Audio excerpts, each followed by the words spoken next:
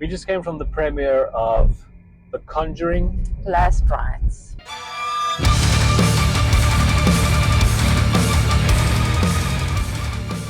I'm going to get this out of the way. Off my chest. And off my chest straight from the beginning. Before we get into talking about the movie. Yes.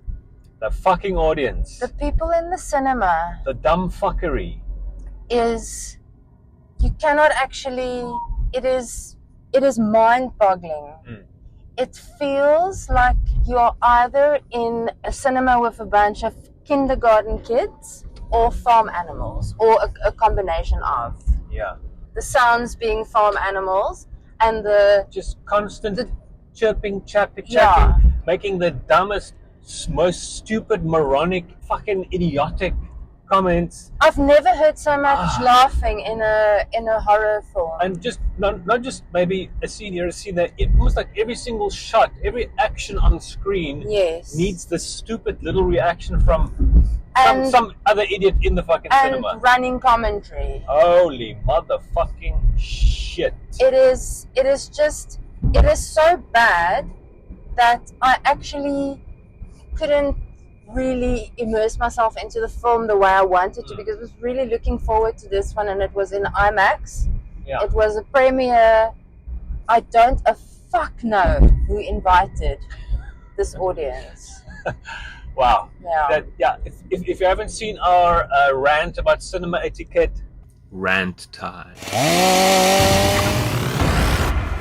Click it over there. Yeah.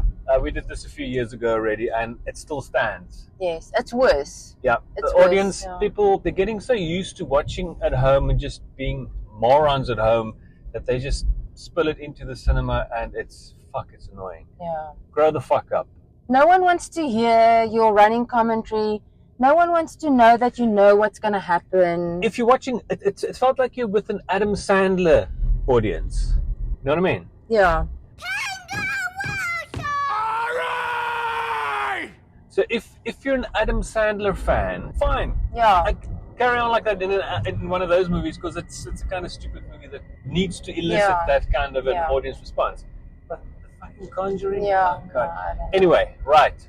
So James Wan started this several years back based on Ed and Lorraine Warren, paranormal investigators, real life paranormal investigators, and obviously it spilled out into the Annabelle movies, the Nun movies. So it's quite a little lucrative, successful franchise that he co-created. Yeah. Obviously, these Warren cases are very much embellished in these movies. Like it should be, because it's based on a real case. All of them are based on real cases. Yeah. And inverted commas. But obviously, for the sake of a horror film, it's going to be embellished and it's going to be dramatized. Yeah, and lots of artistic freedom used. Yeah, which is fine, and it's great, and it's necessary. And exaggerated instances and demons and paranormal things and poltergeists. I know a lot of people like to ridicule them and like to say that they were charlatans and blah blah blah, but I do think that they, like it said at the end of the film, I do feel that they were pioneers, and they helped a lot of people. And speaking about the end of the film, another thing about this fucking audience, and then a whole bunch of these people actually walked out before the movie even finished. Yes. Yes. Anyway, right. Yeah. That's it. That's it for that. We're done with that now until something else pops up.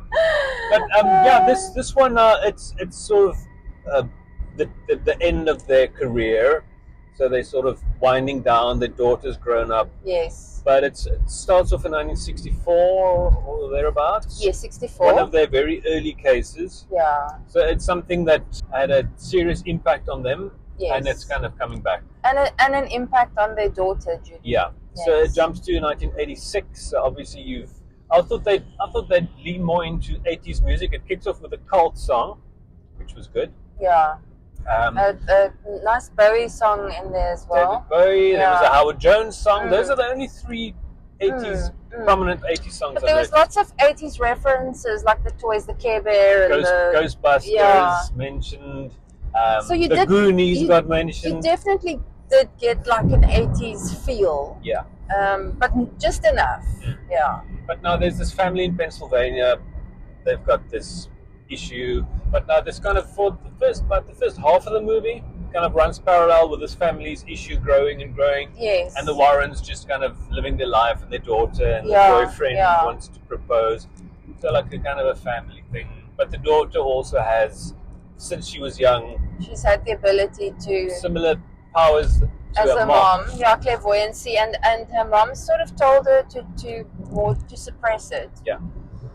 Um, There were quite a few well-trodden tropes in the thing, like, you know, like a rhyme gets used, there's like Yeah. a creepy doll doing a creepy thing, there's a, not exactly an exorcist spider walk, but, you know, creepy walkie walk, which creaky was cackle it pop. was just not. It was not over the top. When Just enough. it was just enough to be creepy. Yeah. Mirrors, lots of stuff like that. Yeah. The doors closed at night, even a car that didn't start. So Yeah. a couple of horror cliches in there, but it blended in It worked. acceptably. Yeah, it worked. There was a bunch of jump scares, which none of them worked on me because I was too irritated. Yeah. I couldn't really get into the. I couldn't immerse myself in the film. The vibe was completely spoiled. Yeah. But at least, you know, we could concentrate and follow it enough. The jump scares, the scary things in this movie is super scary. But the IMAX sound is also a bit more intense than the regular size Yeah. cinemas, Then. which was also handy in covering up. But, you know, obviously a movie like this has lots of quiet moments that then escalate. I almost preferred when it was louder because then it drowned out Yeah, the that's what I- yapping. yeah, that's what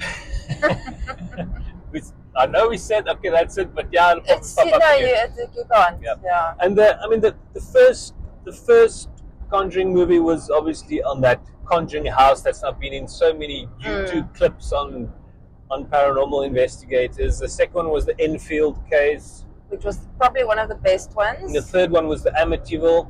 Yeah. And that it sort of, yeah, but I didn't feel like, I thought it would kind of now be a trilogy and that's it, besides all the other spin-offs. Although this was their Yeah. very last No, case. but I mean, when the third one came out, Yeah. but it didn't feel like it was a good wrap for their story. So Oh, no, I think this one, disagree. I think it was no, the third one. Oh, the third one, yeah. But this fourth one now, I think, is a Yes. satisfactory It's wrap a- for it's their story. a good full circle. Yeah. And also the story lends itself to something that comes full circle. Can't say too much about it because you'll spoil. But there's you can't say much. But yeah, it's a thing that comes full circle. Yeah. If you've watched all of them, you can't skip it. No, not at all. And if you haven't seen them, it's pointless watching it. I If you haven't suggest seen any of the other ones. I suggest you wait for it to come on streaming and not go see it in a film with people. I mean, I don't get, you know, that's the thing. Cinema is dying because of shit like this. So I don't want people to boycott cinemas. Go because, early. Go to the very first show of the day or the Yeah. very last one Yeah. of the day. or towards the last week of its of release. the release, yeah. When the crowds petered out. Yeah. In this one, they kind of made Lorraine look a bit more like, Vera Farmiga, the lead actress. They made it look a bit she was more like the actual. like the actual, kind of more curly, kind of Yeah. old lady hair. Yeah, they did I thought they did the And the aging clothing as very well. Yeah. Yeah. And they had some good younger actors Yes, playing them in the flashback. It's always bothered me that. Because I was worried that they're going to do a de-aging thing and then it would be done. Stupid. It would take you out of the reality of it. But they had younger actors. It's always bothered me that the actor Patrick Wilson that plays the role of Ed Warren, he's also in Insidious. He's a handsome guy, and Ed Warren wasn't a handsome guy. It's not that it's a thing at He all. was like a bigger, and also he has like a heart issue and he had health issues in real life as well. Yeah. So I mean, lots of little things they used in the story. It's not like these movies, they didn't get better. The third one was the least great. When I think back, I think that the first one was very, very cool when it came out. Yes. Now, somehow I kind of feel the second one is better than the first one. The second one is more. It's it's more scary. And it also gave birth to the nun character. Yeah. And the third one was, and this one is, this one is like the third best of the bunch. But it was still, it was still a very good horror movie. I think if you go watch it under the right circumstances, you'll really enjoy the crap out of it. It will be scary. Yeah. Also, like The Exorcist in those movies, it's kind of very Catholic based. It's got a Catholic family that's got the problem. They sort of they're also Catholic, eh? Or they just look the iconography and stuff in their house, like all the pictures and stuff look like Catholic. And there's a scene where the daughter tries on a wedding dress, and it kind of looked very much like Annabelle's dress, probably for obvious reasons. That was quite a scary scene. Yeah. Yes. Also, some of the entities, ghost things, I don't know, it was just a bit too cliche as well. How do you mean? Big, grinny, plastic-looking faces. It didn't convince me. Ooh, I thought it was. Did it creep you out? Yeah, it creeped me out. And there's one that kind of looks like a hillbilly Marilyn Manson. But yeah, no, it was entertaining. It had enough. It will have enough scares and creepy moments. If you're a fan of the franchise, you should definitely go watch it. Yeah, you can't miss this one. Yeah. What would you score it? It's going to be very hard for me. I know. I want to give it a 6, but I should probably give it a 7 because of the circumstances of the screening. Yeah, I'm very much on the same page. So what would you do with it? I feel like I want to give it a 6 also. But I know it was the irritation of the actual. No, that's what I'm saying. But I will rather give it a 7 I would like to give it a 7.5 because giving it the benefit of the doubt with the circumstances in which we watched it. I think under different circumstances, I would have scored this movie much higher than a 7. Well, then what do you want? Give it an 8? I'm going to give it an 8. I'll give it a 7, then it's a 7.5. Okay. Yeah. And we also reviewed the first 3 movies in one go. If you want to check it out over there. It was, I think, just when the third one came out, we decided just to review them all. Just like we did a double bill of the 2 nun movies. Yeah. Which you can check. Yeah. And it's also quite relevant now because there was a month or 2 ago, the guy that took the Annabelle doll on a tour, he passed away.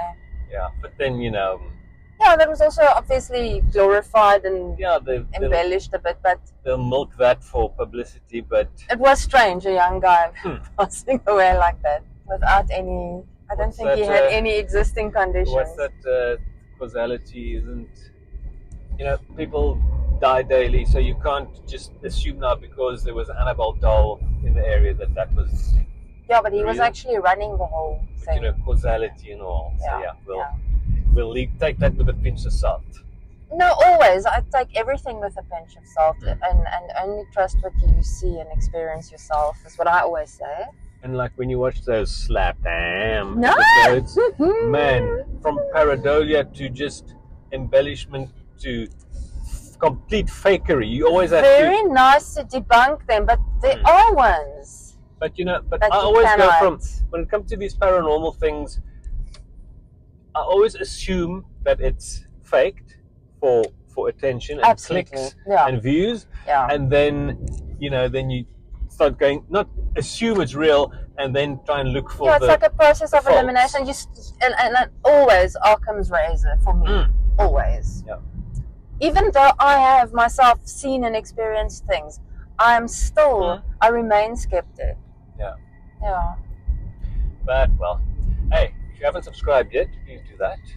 Yes. Watch some of our other videos that will be coming up soon after this. There'll be something to click on, otherwise just go straight to the channel and find something else. We've got lots of reviews and leave us a comment.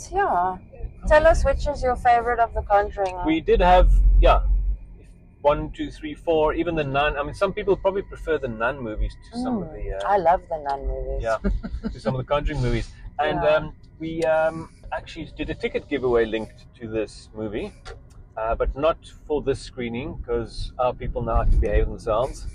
This is from the release tickets for the release date, and we made those public today. So if you want a ticket, we would have emailed you.